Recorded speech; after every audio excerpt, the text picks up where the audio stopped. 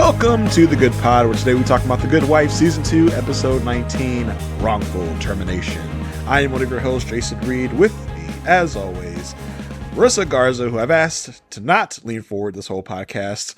Marissa. They're going to have a trouble hearing me if I don't lean forward, Jason. That's true. That's very true. I could be very NPR about it this whole time, if that's what we need.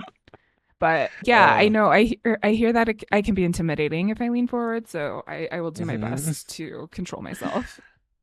Yeah, we want to make sure that everyone has a peaceful place to come and talk and conversate. No one's going to lean forward. And listen, I love a Judge Abernathy episode, so he was fun as always. He's always bringing some fun little quirk with him when he shows up to the show. Yes, always a pleasure to see him behind the stand, for sure. Yes. Yeah, Wrongful Termination, Episode 19, we are just inching ever closer to the Season 2 finale and to more tension about this whole, Kalinda thing. It's just slowly getting more people starting to know. It's just, oh no, oh God, what are you going to do? What are you going to do? But yeah, before we dive too deep into this episode, we want to remind you of some free and easy ways you can help this podcast. You can do so by subscribing. Wherever you're watching or listening, hit the subscribe button to our podcast so that you can get notified every time we have a new episode, and so that lets the Apple, Spotify, the YouTube overlords know that people like this show, and they'll put it in more people's eyes and ears. You can also help us out by leaving us reviews and ratings. If you're on Spotify, you can only leave us a 5-star rating. If you're on Apple, you can leave us a rating or a written review. We love written reviews, so we would love if you would give us a 5-star written review as well. If you're on YouTube, we also love YouTube comments. Also, if you want to hit us up about the show, our show, the show, Good Wife, whatever you want to talk about, we have an email address. We are thegoodpodfeedback@gmail.com. So if you just want to chop it up with us, let us know, and we will either write you back or we'll talk about it on the podcast. One way or the other, you'll get your email. There'll be some attention to your email. Let's just say that. Yeah. So Marissa, let's get into the case. Well, we saw some familiar faces in this one, Jason. We had Stern back and Canning back, so it was quite the Good Wife reunion. The episode starts off with Alicia and Stern talking about a wrongful death case, and apparently there was a company that had 3 people hang themselves in the span of a month, and Stern's like, yeah, okay, we'll settle on this. I'll call you tomorrow in the morning. But also, you're becoming a valuable commodity, Alicia. The fact that Peter is almost the new state's attorney again, and this type of comeback type of thing, people are going to want your number. Yeah, Stern is definitely going to be somebody that's going to pick at Alicia the way that he loves to pick on her. It's belittling her while also holding her up in high regard. It's a weird thing Stern likes to do with Alicia, is really just mess with her, because ever since the very early in season 1 where we met Stern and Alicia represented him in a case, they've had this weird relationship. Well, it's based on I think they respect each other, but also they Alicia and Stern have client privilege, lawyer or attorney-client privilege, because of what Alicia knows about Stern's health. So there's this weird multi-layered thing going on between them at all times, and I think Alicia likes it. She's it's it's fun for her to go against Stern. I don't think she has a problem with it, but Stern is still just kind of old and crotchety in his responses to Alicia. Well, waiting, and Stern never calls with a number. And in my mind, this could only mean one thing. They have hinted this a couple of times, and the way that we see in the episode, he stays in the office. He's found, quote unquote, sleeping in the office or whatever. But it ends up that Stern is dead. Stern has said goodbye. When they had a shoot in his office where he was lying on the couch with his music in and earbuds, I was like, no way. He's not. They didn't. He's not. And yeah, he definitely was. I love the bit of his assistant coming in and acting like it's a normal day because he does this all the time. She's giving him reminders about stuff he has to do for the day, putting out his fresh shirt and tie because he has some clothes at the office because he does this so much, and he's just sitting there dead. I don't know if I would have liked to rather see her discover him dead or prefer this bit where she doesn't know he's dead and she just acts like it's a normal day. I think the fact that it's a normal day adds some humor to the situation.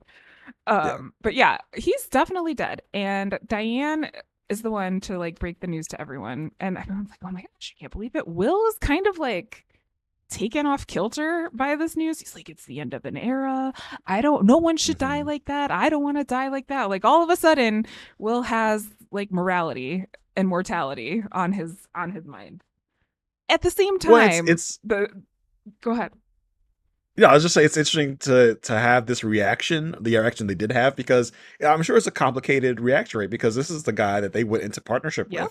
with that brought Diane and Will together, and they're just like, he brought us together, but he's also a dick, so I don't know how to feel about this. And their complicated reaction is so interesting to watch. Listen, the Diane and Will conversation is just always fun either way, but to watch them struggle and deal with this feeling of, should we be sad, should we be happy, should we not care, I don't know. I know we call Will and Diane like mom and dad a lot, but in this case, they're Hmm. very much like siblings. They're like this like relative that we don't like is dead. Hmm. And so how do we go about this? And so like I was saying, like Will takes it like really to heart.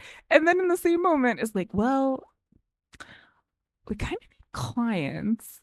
Would it be Hmm. bad? Would it be bad? Would it be bad to Shiva and just like made our names known and passed out some cards, saw what was It's just going like, on? I'm not saying that we should or we will. Just hear me out though. Like, how would you, like, hypothetically, Like, right? What yeah, if we tried to poach our clients back since he's now? I'm not saying we're gonna do it. Just like, how would we go about that if we were? And to know that Diane had already had a list of clients, like, I actually already made a list. He's like, oh, good.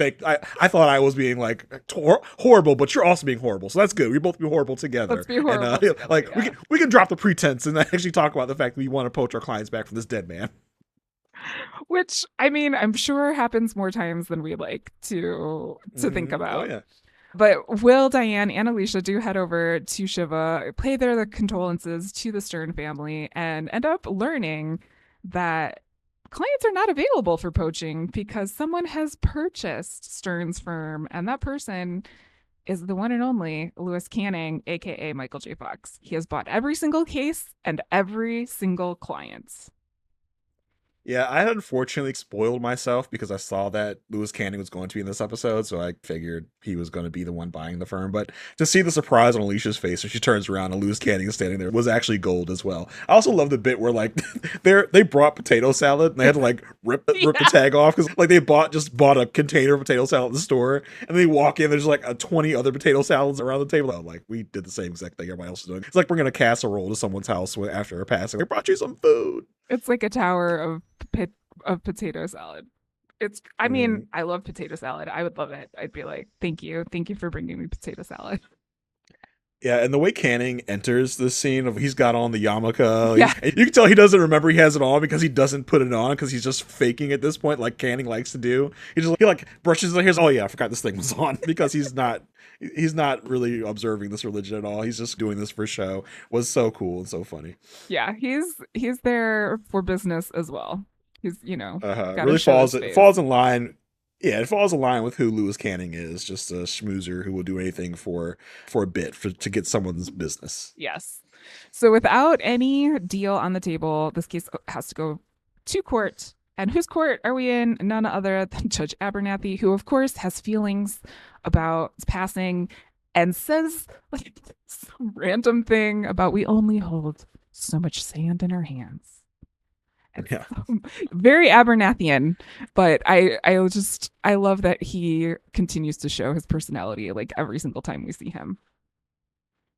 Yeah, he's just like giving a moment of silence for Stern, who he barely even knew. It's just like he has to make this show of how good of a person he is. It's such a great part of his character. Yes. Yeah.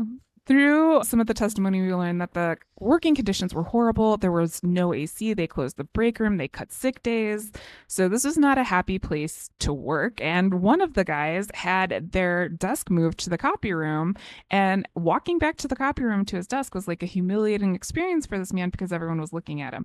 It did remind me of The Office when Jim moved Dwight's desk into the bathroom. And that was also humiliating, but it was also hilarious. Mhm. But this was not seen in the same way by this man, which I understand. And in Canning's like Canning way, he's trying to like make this seem like the littlest complaint, right? He's like, "Oh, I mean, Yeah. I know that this must have been really hard. I'm so sorry you went through. But like how long was the walk? like how long? How long was it? Was it like here? Was it like 5 feet? Was it like 10 feet? And you can just see Will and Alicia like rolling their eyes. And Canning's like, oh, what? I'm just trying to like determine the extent of the humiliation. Like, that's all I want to do. Yeah, I mean, because Canning is relating this to his condition of being like, oh, poor, you had to walk 50 feet in humiliation, while me has to walk around as me every day while I have tremors and I Yes. have this and that. And people are always looking at me. Oh, you poor thing, you had to be looked at for 5 seconds while I live my life like this. And yes, it is the thing that Lewis Canning does all the time, using his condition as like leverage in a case, which is his classic thing. Yes. Yeah. And Alicia's like, I had enough of this. She's like, we can use this tape. We have a tape of someone hanging themselves. We talked to Stern about it. We can use this. At the same time, Kalinda finds out that this company has paid over $2.7 million to an HR consultant, which reminds me of another movie called Office Space, because I feel like these were the same type of consultants that were just trying to find people to fire Get and get efficiency and get Kurt all that. get Kurt in Yep. here, make him do his Office Space thing. Yeah, it was like that sort of thing. It also is something that is currently happening in our government. So, it was, Yeah. again, another tie in. Alicia talks to the wife of someone who hanged themselves on the stand and is asking, like, hey, have you seen this tape? And Canning's like, whoa, whoa, whoa, whoa, whoa, whoa, whoa, whoa, whoa. What tape? Like, we can't use the tape. There's no tape. What do you mean tape? So they go into Abernathy's office and they're like, Stern agreed to use this tape. And Canning's like, yeah, well, I'm a different lawyer. And this is where we see Abernathy say, like, okay, everyone, calm down. Take a deep Aber- breath. Sit on the couch. Don't lean forward. Don't lean forward. But let's talk about it. Abernathy does like his best like Mr. Rogers shtick, right? Like he comes in, he Yes. takes it's almost like Mr. Rogers changing out of his, I don't know what you call them, dress shoes into his sneakers. Judge Abernathy takes off his judge robe, puts on like a cardigan. Yeah. It's supposed to be like a transition into more healthy talking space. It's so funny, and I love that moment, and I love what Canning does. We sit down like, all right, no bending over, kids. Listen, I just got to get my stuff. I just got to bend over, get my stuff. And what Canning brings out is like a big old gun to Yeah. use against our people. Yeah. He's like, so we were reviewing our medical records and we found out that Stern was on this drug called dinazepril, which is usually given for dementia or Alzheimer's. So, like, what I'm thinking here, this is Cannon speaking, like, what I'm thinking is that Lockhart Gardner, like, knew about the situation and took advantage of it. And that's why Stern said yes to the tape. Like, this is, and was like, what? No, like, this is nothing. And then they ask Alicia, like, hey, Alicia, what do you think? And she's Yeah, like, yeah. I can't answer due to attorney-client privilege. And everyone's like, okay, well, we know what that means.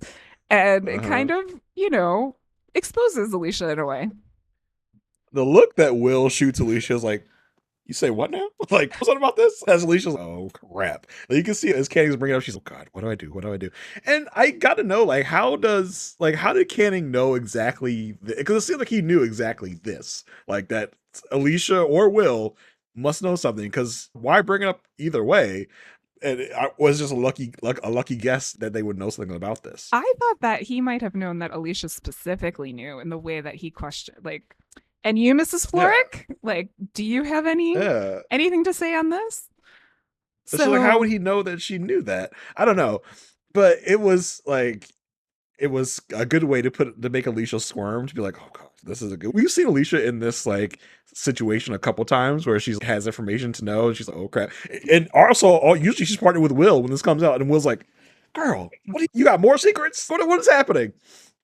it's like, I Love want it. to be on Team Alicia. And this, like, he has this conversation after they leave Judge Abernathy's chambers. And it's basically like, what, are we keeping secrets now? And Alicia's like, no, we're keeping privilege. This was my job. This is what I was supposed to do. And Will's like, great. Like, Stern's dead and he's still screwing us. Like, we can't get away from this guy.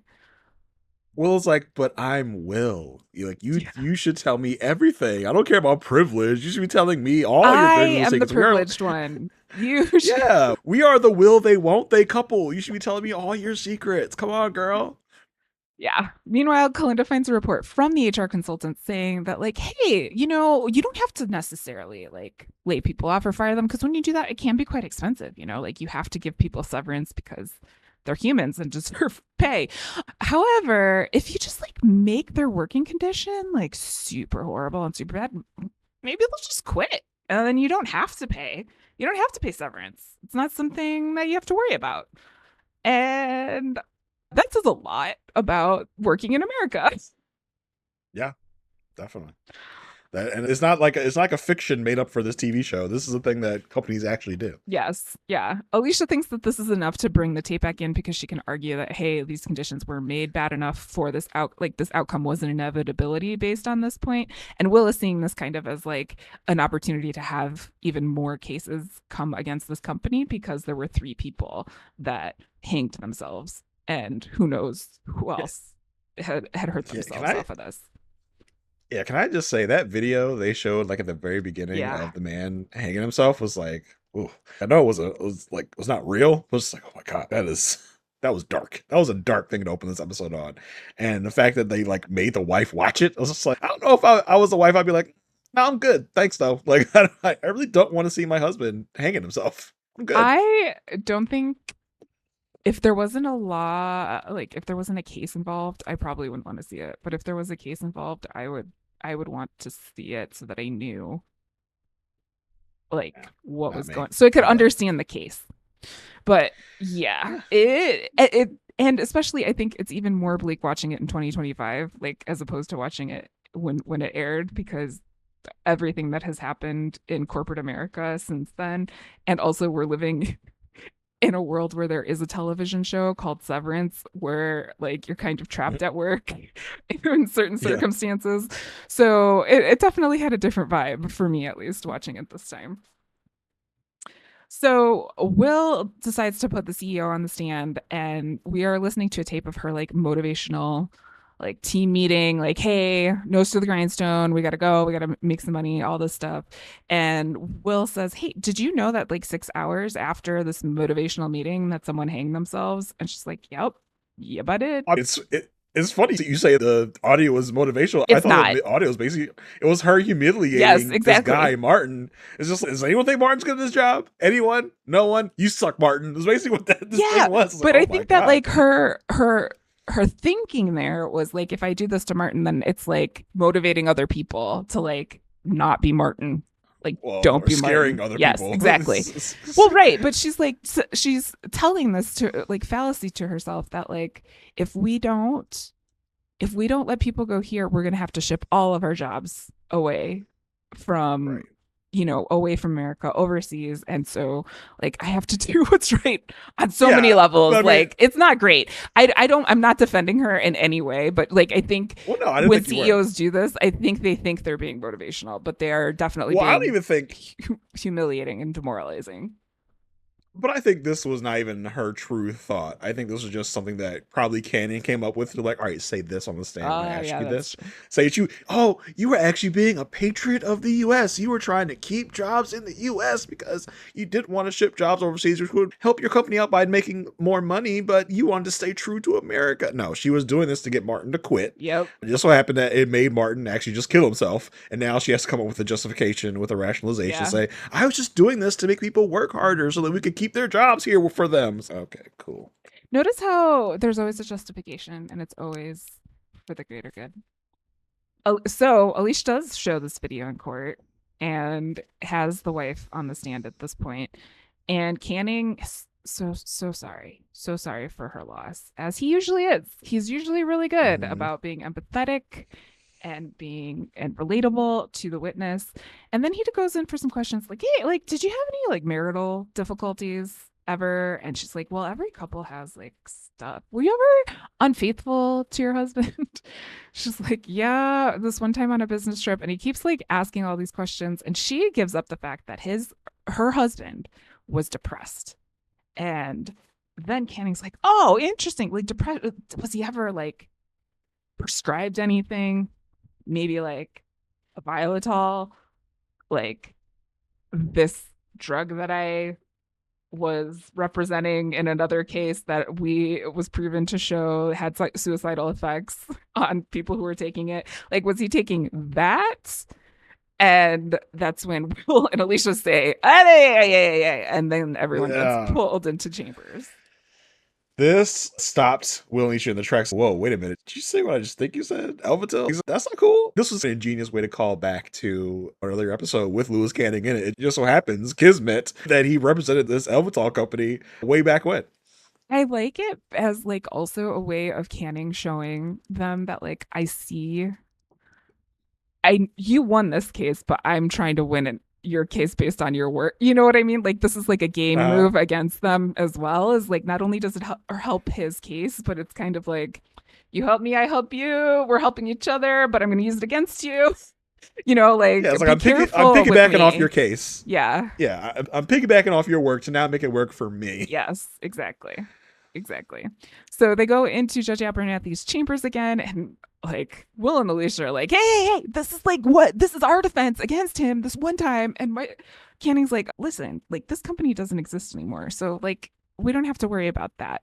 It's okay for me to bring this up. But also, have you seen these rats? Like, have you seen Oh my what god. happened when we gave this drug to these rats? And Will and Alicia, like, they're like, again, a lot of crosstalk, a lot of like, like, no, no, no, no, no, no, no. And Abernathy is just like taking it all in. He's like, oh my gosh, that's so violent. I thought I had seen that rat video for the last time we saw it, and I didn't want to see it again. I was like, oh god, the freaking rat video's back with the blood squirting on the camera. I was like, oh my, I remember the last time we saw that. It's so interesting because it just shows Canning it has, I didn't think he had any scruples, but to be like, yeah, I know I argued for this drug once before. I argued that there wasn't any suicidal effects with this drug, but now that it benefits me, I can say that it has suicidal effects. So it's just funny to see the different sides of Canning in that way. To be like, I don't care. I don't give two shits. As long as it helps me win the case, I will say whatever I got to say, do whatever I got to do. I don't care. Yes. And I should mention, before the rat video, there was a moment where Canning did ask Alicia for a ride home. And Mm-hmm. in his way, he's like, again, this is what I love about Chicago. It's a real community. It's like, no, you're using the situation. And he offers Alicia a job and says, this is a fast track to partnership. And Alicia's like, yeah, it's probably because my husband's gonna win, you know, all this stuff. And he's like, it doesn't hurt. But Alicia turns it down at this point, saying, I don't think we're a good fit, Mr. Canning. So And it's just funny because Alicia knows Lewis Canning at this point. This is her third time going up as Canning. She knows all the tricks. She's like, your driver isn't really like you really didn't need me to drive you. That you did all this to get me in a car loan. I get it. I understand. And she's just like, nah, I think I'm good where I'm at. I don't need to be working for someone like you. If we thought anyone at Walcott Gardner was duplicitous and self-serving, Lewis Canning would be 10 times anyone we've yes, ever seen. So I wouldn't want to work for him either. it's like if you took all of Lockhart Gardner and like squished it into one character. It's like all of Mm-hmm. there is Lewis Canning in terms of what he will do to win a case. Yeah. Speaking of cases, back to the case, they discovered that there were two people that the other two people who hanged themselves weren't taking this drug. So they're like, okay, well, we can still go after these people or talk to these people. And Kalinda brings up that there was someone in that tape that we heard in the courtroom about Martin and all of these other people. There was a Karen, and Karen didn't say anything, and Karen also didn't join the class. So we're gonna go find out what happened with Karen. Kalinda goes and Karen and was asked if Karen's husband had taken this drug, and Karen's like, no, he never took it. Well, no, this is Martin. We're still talking about Martin, like because Oh, Martin and Karen were good friends. I don't know how good of yeah. I was friends. You like, know what how I do you mean? know if he took the drug or not if you're not like Yeah, together? I would have been investigating Martin and Karen if Martin was still alive. I don't know. We don't want to speak ill of the dead, but it felt like Martin and Karen had a quite a close relationship. You know what I mean? Because Karen's, oh yeah, Martin, yes, he was prescribed that drug, but he never took it because I gave him articles on the side effects of the drug, so that's why he never took it. I was like, oh, okay, Yeah, y'all have quite a close little thing going.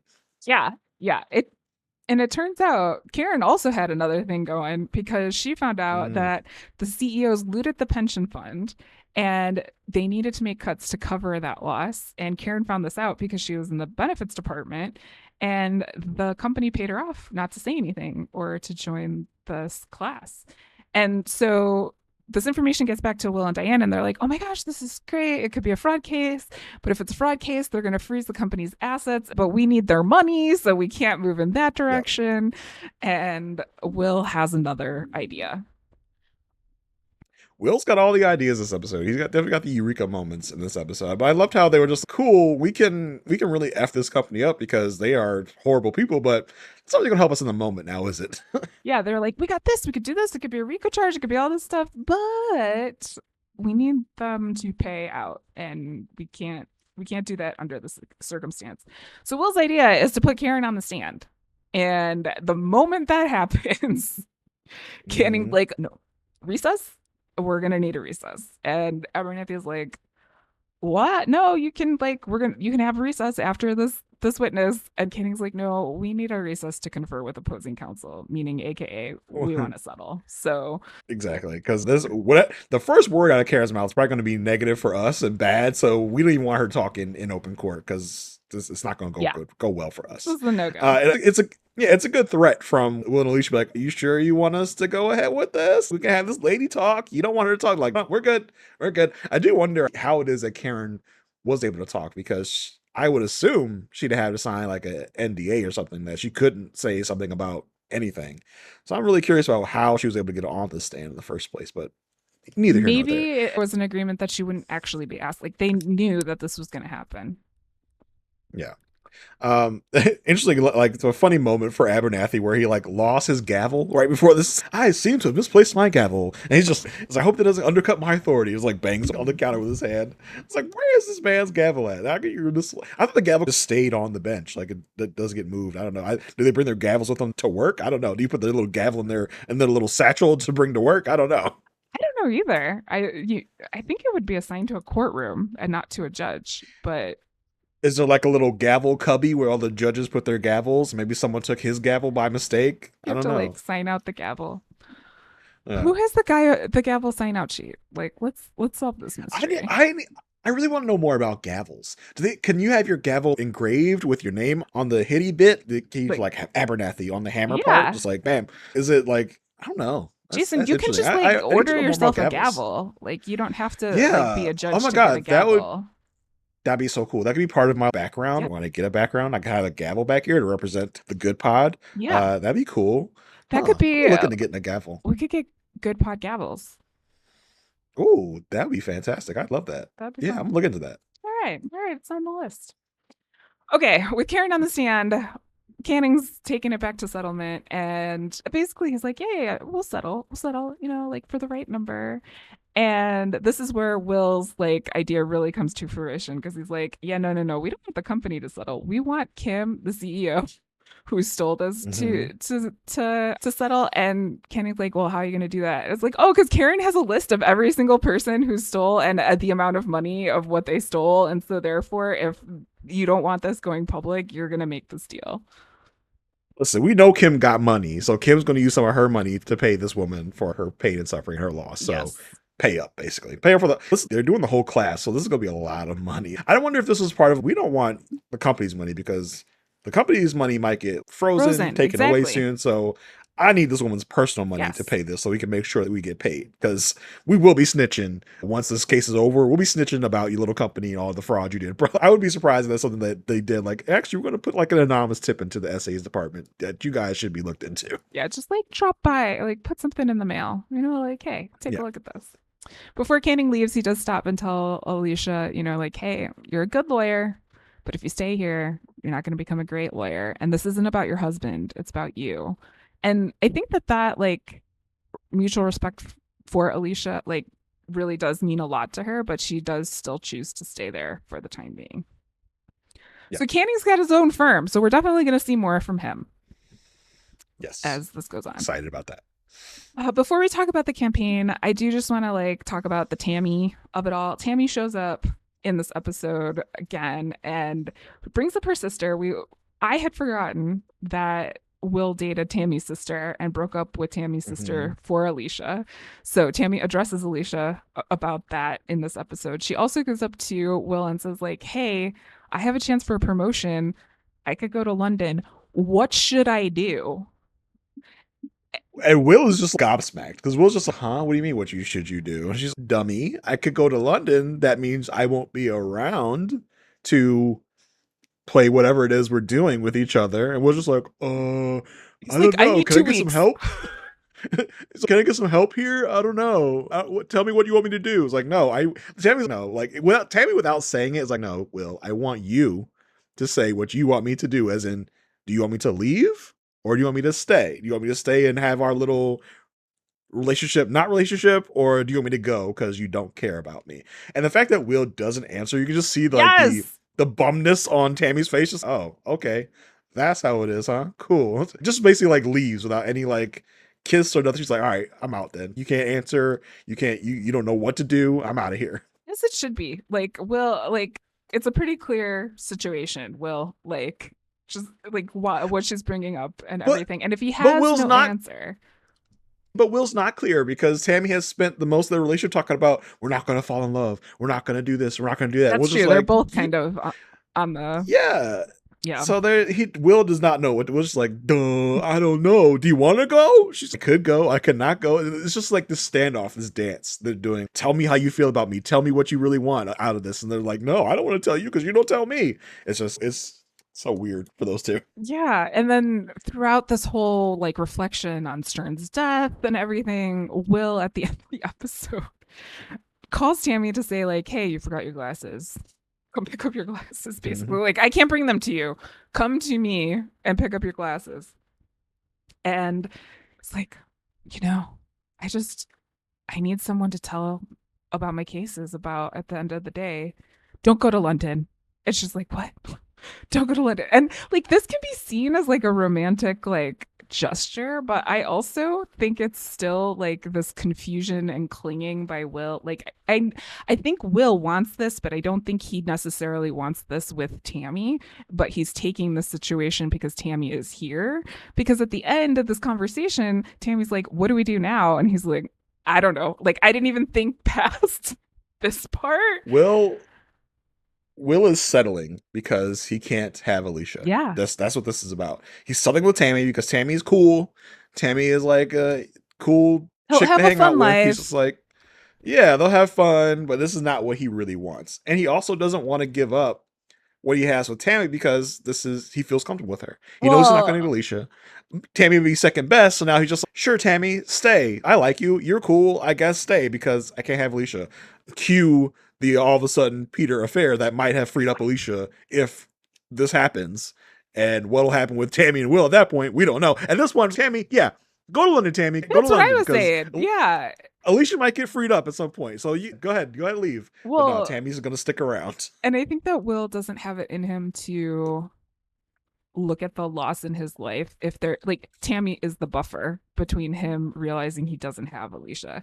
Like I think they're like Tammy's like the distraction, something that he can keep in his mind, keep around whenever he like wants to be thinking about Alicia. He can just transfer that thought over to Tammy and not necessarily deal with the fact that he doesn't have Alicia and doesn't have the courage, the oomph, the chutzpah, the whatever to go sell his feelings to Alicia, which is what needs to happen here in order for anything to happen in that situation. He came real close with that voicemail, but he never really kind of finished the Yeah, he took it cycle. back. Yeah. And it's also in this episode about the loss of Stern, it really makes Will think, I don't Yeah. have a life. What if I died tomorrow? Nobody would freaking care. I need someone that would care if I died because we don't care if Stern died because he was just Stern. But I need someone that's going to care when I die. So I can't have Alicia. Tammy is my next best thing. So I'll go ahead and jump in the pool with Tammy and make this thing work. I think that's also part of this where he's doing a lot of self reflection in the wake of Stern's death. He's just, I like time is running short. I need someone that's going to care about me. I can care about them so that my life doesn't feel empty For and sure. lost. And I just end up dying in my office. Now, let's also remember Stern does have a wife and a child. So he didn't like necessarily die lonely. He just was a workaholic. And I think Will would have to contend with that as well if he is going to go forward this relationship and be like, maybe I should stop being a workaholic. Him and Diane had that conversation earlier in the episode. Let's not be the Stern. Let's not work in our office all night long anymore. But I think the other part is for Will is just like, I also need someone that I can actually go home to. Like, I could not spend all my time in the office, but I would just be going home to an empty apartment. Yeah. And now I need someone to fill that apartment. And Tammy will do, right? He really wants Alicia, but Tammy's here, so Tammy will fit the bill for now. Yeah. Meanwhile, Diane's like, don't worry, I can just make a phone call or go to a barn and I'm fine. Yeah. We get railed over some hay bales and I'll be good. All right. We are coming to the end of the campaign, wrapping it up in this episode and the next one. But in this one, the campaign is up by 3 points, and Eli is like elated. He's like, okay, all we have to do, we just have to sit here, don't do anything. We just need to sit here for the next 3 days and we're going to be fine. And then the phone rings, and it's Petra from the Sun-Times. And she's like, hey, there's a suit against Wendy for her residency status. And also there's this rumor going around about what's up with that. And Eli's like, what do you mean a suit against Wendy for residency status? And it turns out that Frank from the DNC was the one who put this forward. So Eli really wants to strangle Frank at this moment. Not wants to, he literally is. He literally has his hands on this man's neck. Just like, why would you do this, you idiot? I was like, oh my, the physical comedy with Eli just continues. And it's such a great, like, breath of fresh air in this super serious show to have Eli running around doing this, like, slapsticky physical comedy. Yes. Yeah. And also, like, it also speaks to the, like, delicate nature in a way of a political campaign in Chicago, because there's always this when Chicago politics are mentioned, it's usually like paired with quote unquote the machine. There's something that's always going to make it go a certain way, or at least it was in the past. And so in this way, Frank is the machine. He is the DNC. He is the one who's calling the shots. He's making things happen in the way, even though Eli is doing his best job he possibly could do. It's Frank who really is setting the stage for this. And Frank sees Wendy as an enemy of the machine, like something that could break his power and everything. So he's like, listen, Wendy's husband is not a resident of Illinois. Like, we can't have that. Like, we need to be on the up and up. And yeah, Eli, you did a great job up until now, but now I really got to press on the gas and we really got to get this across the finish line. So yeah, but Eli's because who the F cares? Right. Yes. No one. This is not going to help us win the election more than anything else. If anything else, it's going to hurt us because now, like, it looks like Peter is like the man, and then Peter's the man coming against Wendy Scott Carr, and that's not going to be good for us. Like, no voter is going to really give a crap that they have, like, their husband has some other house in some other state. You're only hurting us. You just should have left it alone and not messed with it, and we would have been fine. But you had to do your little stupid little thing, and now it's gonna hurt us. Yes. So Eli goes to visit Petra at the Sun-Times, and he's like, listen, Peter's a changed man. Like, he had a bimbo problem, which was not my favorite phrasing in the world. Yeah. And he found his faith and all this stuff. So, like, you could just, like, stop whatever you're doing. And she's like, yeah, but I know that he slept with a coworker.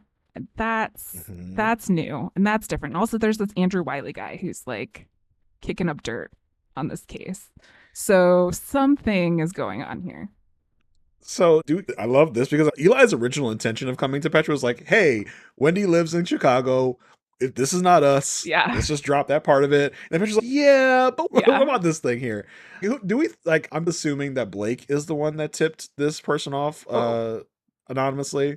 Because it's probably not Matan, who is the only other person that really knows what's going on, because Matan needs this information to keep his job. So I wonder if Blake dropped this information to Matan, nothing happened in the news, and Blake was like, what the hell? Like, I gave this guy this big old bombshell to drop. He didn't drop it. So I guess now I got to do the work and call this reporter anonymously to get the story moving. Do you think that he did that by saying, hey, call this guy Andrew? Or do you think he called and left the tip himself? I think he called and left the tip. And then Petra may have called Childs and asked him about it, which got Wiley working on it. So who really knows? But Eli now has an even bigger issue than this whole residency issue to tackle. Yeah. Like, okay. Cary is, like, again, concerned about Kalinda and, like, all of the things. Goes to go visit Andrew.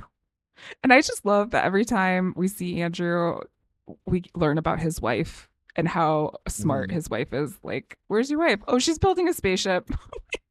Hmm. Nothing big. Nothing big. That's what she's doing. But it turns out there are missing pages from Matan's report that Andrew wants to know if Carrie has any information on.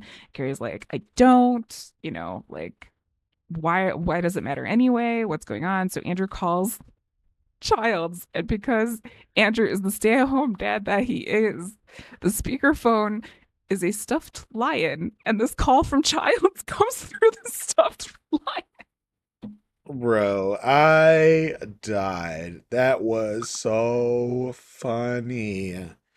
It was the perfect thing to just kind of like just have this serious talk with Childs come through a stuffed lion was so good. It makes you want to set up our own little thing. Like I've had stuff like a stuffed bear, like a stuffed like I don't know chicken or something on your side, and the podcast just goes on with us talking through a stuffed chicken and stuffed bear. Like that'd be hilarious. But yeah, that was such a great moment of like just like levity into the proceedings. It was so really fun. It was so great because Childs was like so serious in this. Yeah. It's like, no, Matan's not going to answer. I need you to find this, and I need you to put it to bed. And it's this like little stuffed lion. Yeah. I loved it. So Carrie, with that, goes and visits Matan, and Matan's like, listen, okay, it's not personal. I'm just like, I'm protecting this office. And Carrie's like, what do you mean, like, protecting this office? What does this have to do with the office? And then he puts it together, and Matan tells him the whole thing. Yeah, he just like, now what could something dealing with Kalinda have to do with someone about the future of the Office. office, where we all assume Peter is the future of the office? Peter and Kalinda. Oh my God. And Matan's like, yeah, exactly what you're thinking. But Kalinda has sex with Peter. It's like, that's not what I was thinking, but thank you for letting me know. Like, Matan just gives up the ghost immediately. He's like, yeah, Kalinda F. Peter. You exactly what you were thinking is like what happened. Like, oh my God, he just gave up all his information. yeah, yeah. And, Carrie's, Carrie. He's like, okay, okay. Meanwhile, Eli goes and visits Alicia at work and tells her, like, hey, look, I hate to tell you this. I don't want to tell you this, but there was another woman in Peter's past, and this is a type of rumor that could ruin us. Like, this is serious. Like, I'm not just doing this because I want extra credit points or I want to, win all the like this could hurt you as well. And I really need you to talk to Petra. And Alicia says, okay, I'll think about it. And then later in the episode, Eli shows up and it's like even more dire. Like, okay, Alicia agrees to talk to Petra, and Petra questions her, like, "Are you aware of anyone outside of Amber Madison?" There, and the Alicia's answers, like, she is very good at answering these questions because Petra's like, "Don't you think like the electorate would matter or like would care about this?" And she's like, "There's not enough time to like really refute this. So this is a play, a political play to put this out at this time." And then at the end, Petra's like, yeah, okay, but just like one more question.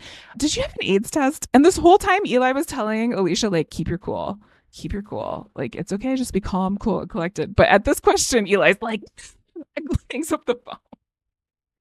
Yeah, Alicia has come such a long way because it's just like we really see Alicia's feelings towards Peter kind of thaw and feelings toward being part of the campaign. Okay, fine, I'll help Peter out because Peter's been such a good boy lately. I'll do this for him. I'll do this for my family, this and that and the other thing. I'll do this even for Eli because it feels like she's Yes. doing this more for Eli than anything else because her and Eli's relationship has gotten so good.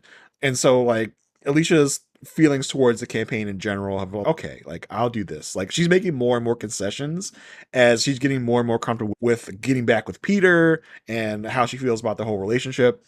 Listen, just in time for this thing to maybe blow up in her face, which is so heartbreaking for our girl Alicia that she's now coming around to Peter as a whole when things might be coming like crashing down. But yeah, she's now doing things she swore she would never do. And it's just fine, I'll do this for you, fine, I'll do that for you, only to be like stung in the end again by Peter, which is where this is probably going. Yeah. So it's so crazy that she's now doing these things for Peter. And yeah, she handled this great. She is a great public speaker. She's a great go with the flow woman of being like, yeah, this is crazy. This is just a rumor, blah, blah, blah. All the while, I'm wondering if she's thinking, did he sleep with someone else? Or I just wonder if she surprised at this rumor, or did she in her head already think, yeah, he might have done this with someone else? I don't know. I don't know. I think it's hard, especially because of the timing of when this happens. Like the fact that it is close towards the end.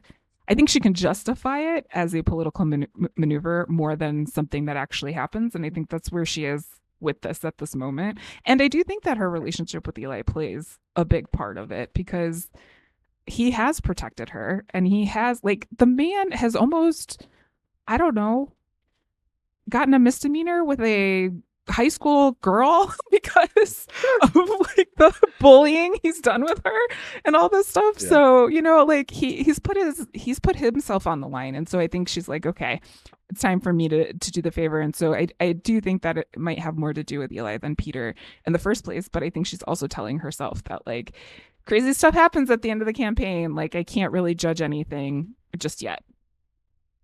Yeah, this isn't her first time in this arena or in this rodeo. Right. Because Peter was already state's attorney at one point. So she's already gone through this election cycle. She probably does know, like you said, that there are crazy things that happen at the end of the campaign. But what this time is this rumor true? Because I know he's done this type of stuff, but we don't really get that far into it with Alicia at this moment. Not at this time. Cary, in his continuous stalking of Kalinda, pulls her over on the street and Mm-hmm.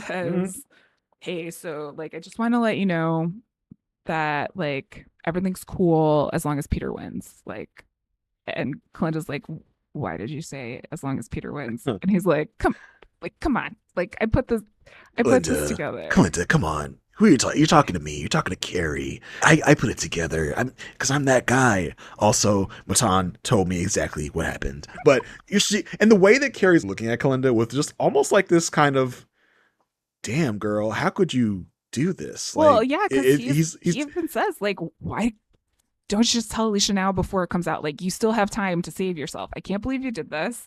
There's still time to save yourself. Mhm. And she's like, no. And he even says, is that why you became friends with her in the first place? Ugh. Yeah, bro, that's wild. This is yeah. Why knowing this, knowing what you did? Why go through the trouble of befriending Alicia when you knew that this was a possibility, girl? What are you doing? It's so messy, so messy. Uh, And yeah, Carrie, I think Carrie had to look at Kalinda a little differently now, knowing this information. Because before it was all puppy dog eyes, like, oh, I got a crush on you. Now it's just like, damn, girl, you shady. You're yeah. messy. And even though Cary doesn't, I don't want to say doesn't have the, well, he doesn't have the best relationship with Alicia. He still respects Alicia and cares for Alicia as a person on the planet, I think. Yeah. And there's also part of him that knows that, like, Peter might be his new boss. So there's a lot going on for him in that. But yeah, his view of Kalinda definitely has shifted based on this information. Yeah, you see also Kalinda, when Kalinda realizes that Carrie knows, just, oh shit, Carrie knows now. Carrie, the guy who has a thing for me. You can also see all the disappointment in her face. Oh, now I feel shameful in front of Carrie at this point. Yeah. The only other scene we see along these lines is that Cary goes back to Andrew, and basically it comes out that Andrew's been following Cary, and Andrew's like, I just been doing my job. Like, I don't know why you're not doing yours. And I think this gets Cary to be like, oh yeah, I have been a little distracted. But it's Kalinda. I love Kalinda. Like, Carrie, are you even trying cases at this point? Are you just, is all your time spent just following Kalinda and getting this juicy secret out of Matan? Pretty much, yeah. Pretty much. Yeah. So things are definitely heating up in on Things the are Good heating Wife. up. We are. This is episode Yep, 19. There's 23 in the whole second season, so we're getting close to the end. Things are ramping up. Marissa, do you Yeah. want to tell the good folks in Good Podland where they can find you and all your musings and all your whatever you want people to know about? Yes, good Podians. You can find me. Is that what we call? I don't know. I don't know if we call each other anything, but the people in the pod. Do-gooders, maybe? Oh, You do-gooders, yeah. You can find me at itsmemarissag.com. I'm usually talking or posting about something. There you can join my email list. You can find links to all of my other social networks, whichever one I happen to be on these days based on the changes in that landscape. But that's where you can find me. Otherwise, I'm here with you, Jason, talking about The Good Wife and Elsbeth. Yeah, Elsbeth is on a couple week hiatus. So when that comes back, we'll be back with Elsbeth. Yeah, March Madness in your Chicago. March Madness. So yeah, for me, you can find me on Blue Sky at JR33D. You can also find me talking about a bunch of stuff over on the Love at First Sight feed. I am talking about the show Married at First Sight with my co-host Asia Welch. That season is also wrapping up. We are at the end. We are at the Where Are They Now special. We're at the reunion. We only got a couple more episodes to go for that. Also, you can find me on the We Know Scripted TV feed on Ropez Podcast, where I'll be talking about the show Daredevil Born Again with Sasha Joseph. So you can catch that as well. Anything else I got going on, I'll probably post over on Blue Sky. So check that out if you want to know what I'm up to at any given moment. But until next week, stay good.